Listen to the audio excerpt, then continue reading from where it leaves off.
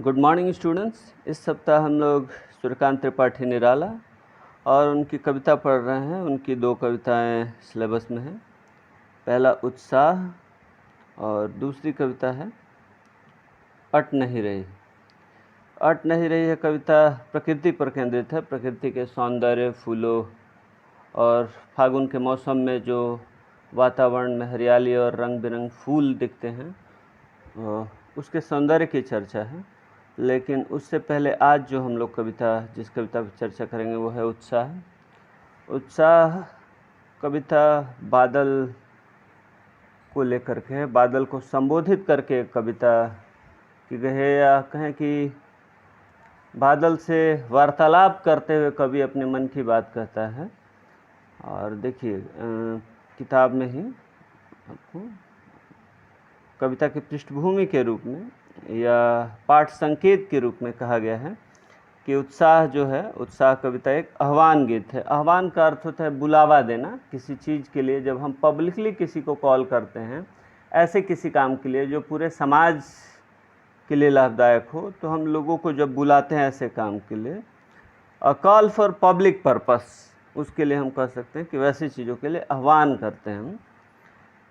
तो उत्साह एक आह्वान गीत है जो बादल को संबोधित है। यानी कविता बादल से बात करते हुए कवि कहता है, बादल को संबोधित कर, जैसे हम किसी को पत्र लिखते हैं या किसी को संबोधित करके अपनी बात कहते हैं, तो या भाषण देते वक्त हम कहते हैं कि भाई और बहनों, या जो भी मैं, फिर हम जो कुछ भी बोलते हैं, तो वैसे ही ये एक आलाप तो है, लेकिन ये किसी को कहा जा रहा है। और ये सारी बातें बादल, चूँकि निराला छायावादी कविता से जुड़े हुए हैं। 1916 से 1936 के बीच में जो कविताएं लिखी गई प्रमुखता से, और जो 4 कवि प्रसिद्ध हुए, कल मैंने बताया था, पंत, जयशंकर प्रसाद, निराला और महादेवी वर्मा।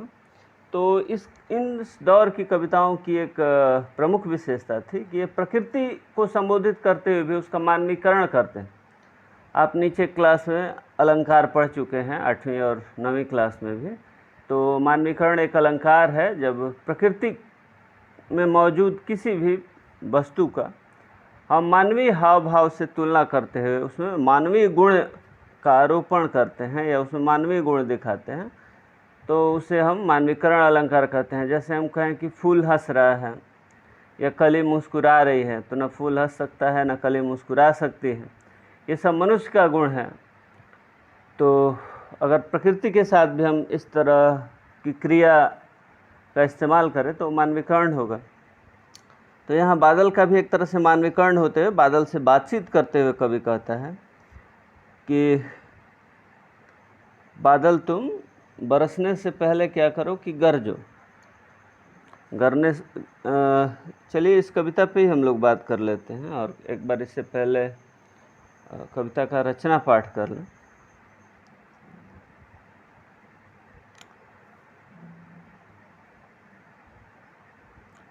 बादल गरजो घेर घेर घोर गगन धराधर ओ, ललित ललित काले घुंघराले बाल कल्पना कैसे पाले, विद्युत छवि उर्मे कवि नवजीवन वाले, वज्र छिपा नूतन कविता फिर भर दो बादल गरजो।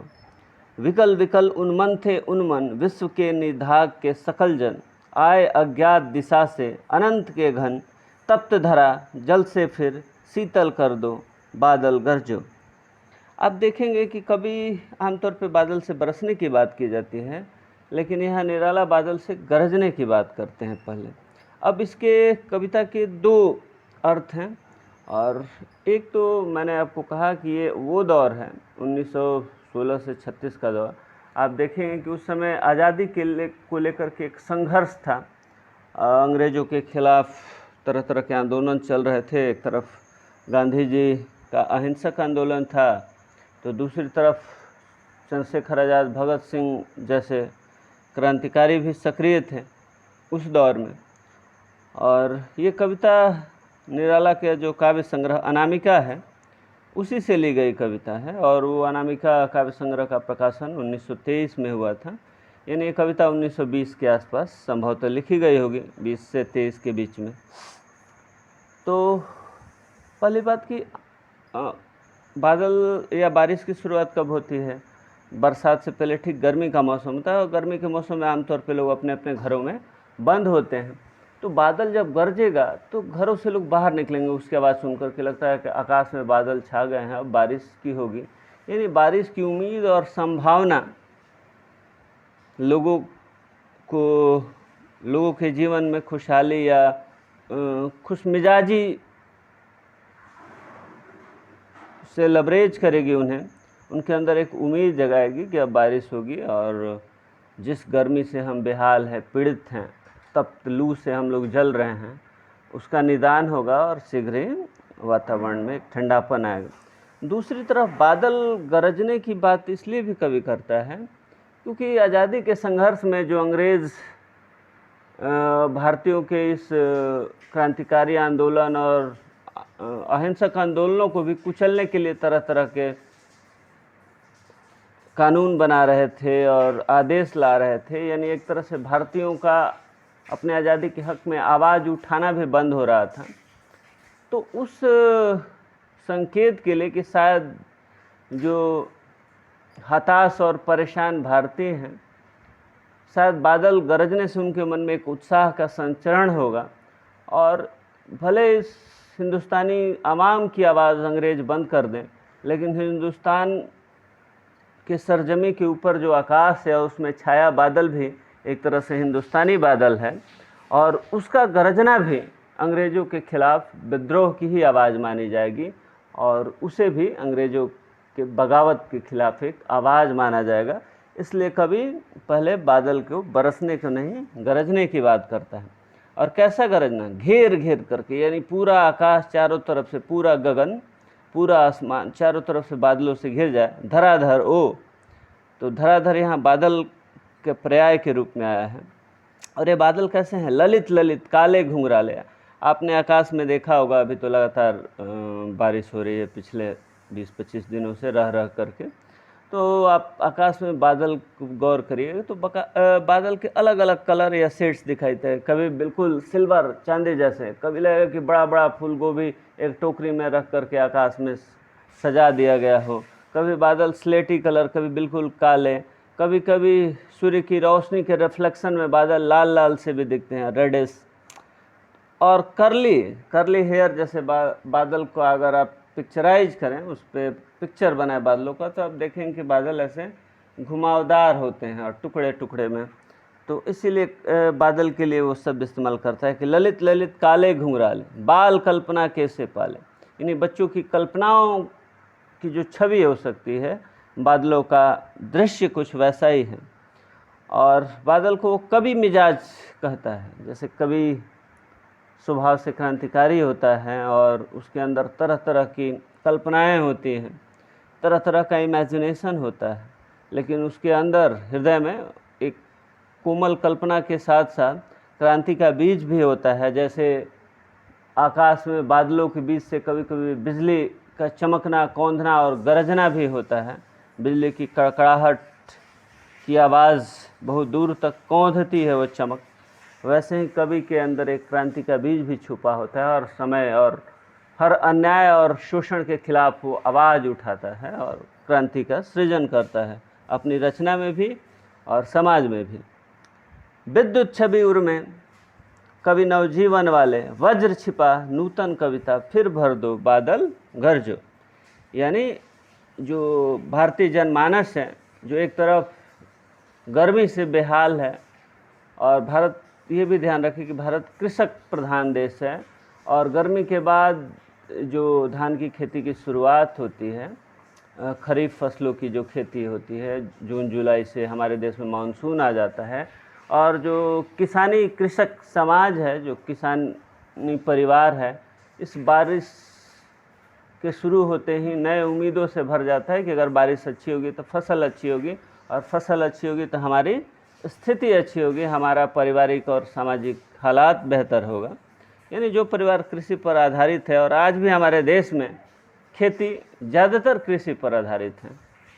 आप देखें कि लगातार जिस तरह की महंगाई बढ़ रही है, हम सिंचाई के और साधन अपना करके उस बड़े पैमाने पे खेती नहीं कर सकते। कर भी लें तो वो अन्न इतना महंगा पड़ेगा, उसका लागत इतना महंगा पड़ेगा कि फिर वो बाज़ार मूल्य में हम उसे हासिल भी नहीं कर पाएंगे। तो आज भी अगर देखें हम तो खेती मुख्यतः वर्षा आधारित ही है हिंदुस्तान में।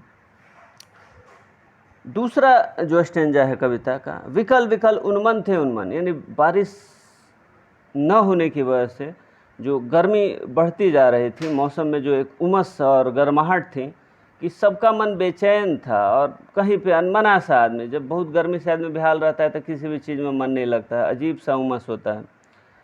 और यहाँ से कविता ग्लोबल हो जाती है, न सिर्फ हिंदुस्तान की बल्कि दुनिया भर में जो भी गर्म प्रदेश है, जहाँ भी बारिश की उम्मीद है, मानसून आने वाला है, वहाँ के लोगों की बात करता है कि विकल विकल उन्मन थे उन्मन विश्व के निधाग के सकल जन, यानी निधाग धूप के लिए बात की गई है। हाँ, यानी जो भी धूप से, कड़ी धूप और गर्मी से बेहाल जो लोग थे, वो सारे लोग जो बेचैन थे, दुनिया भर के लोग, उन सबको एक राहत पहुँचेगा तुम्हारे इस गरजने और बरसने से। देखिए लास्ट स्टेंजा में फिर गरजने नहीं बरसने की बात करता है कवि।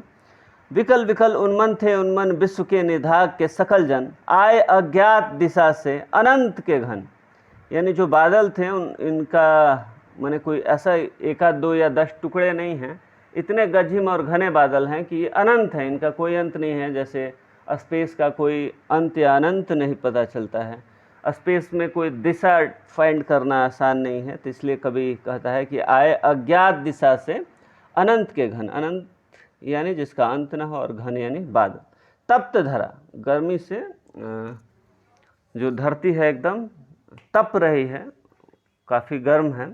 ये ठीक वैसे ही जैसे रोटी बनाने के लिए एकदम तवा गर्म हो और उस पर एक बूंद पड़ जाए तो जो छन से आवाज़ होती है, पहली बारिश जब होती है काफ़ी गर्मी के बाद, मानसून की जब पहली बारिश होती है तो मिट्टी से वैसे ही सूंधी सूंधी खुशबू निकलती है, क्योंकि मिट्टी गर्मी से तपी हुई होती है और उस पर बारिश की जो पहली बूंद बरसती है। तो उसी की कल्पना करके कवि कहता है कि तप्त धरा जल से फिर शीतल कर दो बादल गरजो। आप देखें कि बादल के गरजने पर कवि का जोर ज़्यादा है, क्योंकि एक तरह से वो क्रांति की चेतना का संचार समाज में करना चाहता है। जो समाज हर तरह के अन्याय अत्याचार से हताश और उदास है, बादल के गरजने से उसकी आवाज़ को बुलंद करना चाहते हुए कवि उत्साह का संचरण करना चाहता है। इसीलिए कविता का शीर्षक भी वो उत्साह रखता है। तो ये कविता का मुख्यतः कथ्य था, और इसके साथ ही कविता का रचना पाठ भी हम लोगों ने कर लिया। कविता से संबंधित प्रश्न पे हम लोग कल बातचीत करते हैं। तो आज के लिए इतना ही, धन्यवाद। आप एक बार फिर से रचना पढ़ेंगे, और यदि कोई शब्द या कोई कथ्य समझने में परेशानी हो तो उस पर भी हम लोग चर्चा कर लेंगे। आप मुझे कांटेक्ट कर सकते हैं, कमेंट कर सकते हैं, मैसेज भी कर सकते हैं। आज के लिए इतना ही, धन्यवाद।